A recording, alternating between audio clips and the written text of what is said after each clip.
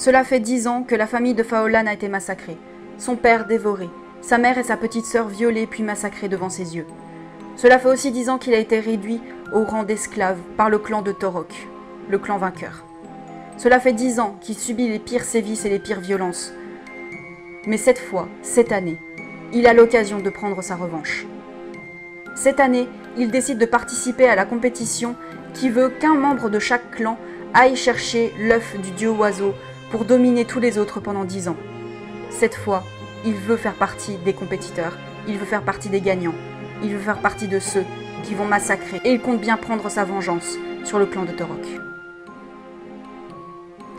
Aussi glauque et violente que puisse vous paraître cette lecture au vu du résumé que je vous ai fait, et c'est totalement le cas, j'ai bien aimé cette lecture. Cette lecture en fait m'a sorti de ma zone de confort puisque c'était une des premières fois que je lisais un récit fondamentalement violent ou en tout cas ultra détaillé par rapport à ces scènes de violence. Aurélie Valencian n'y va vraiment pas de main morte et je pense notamment à la scène du banquet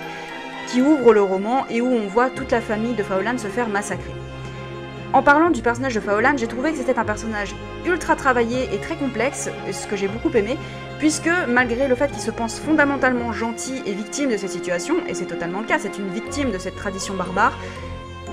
on sent en fait que ces 10 ans de sévices auront un impact sur sa vie future et c'est étroitement lié à la relation qui va se nouer entre Faolan et Torok, qui va au-delà même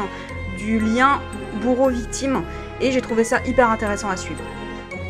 Le seul gros point négatif que je trouverais à cette lecture, c'est sa fin, qui est pour moi trop expédiée et peut-être un poil trop facile par rapport à tout ce qu'on a vu dans le roman. Je ne parle pas du fait que ce soit une fin ouverte, puisque c'est une fin ouverte et c'est pas ce qui me dérange en fait, puisque j'ai l'habitude des fins ouvertes.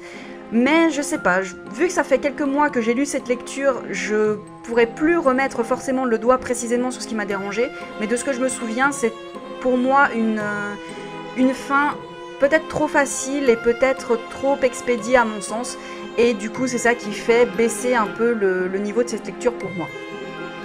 Vous comprendrez bien que je n'ai pas voté pour le dieu oiseau cette année, mais je pense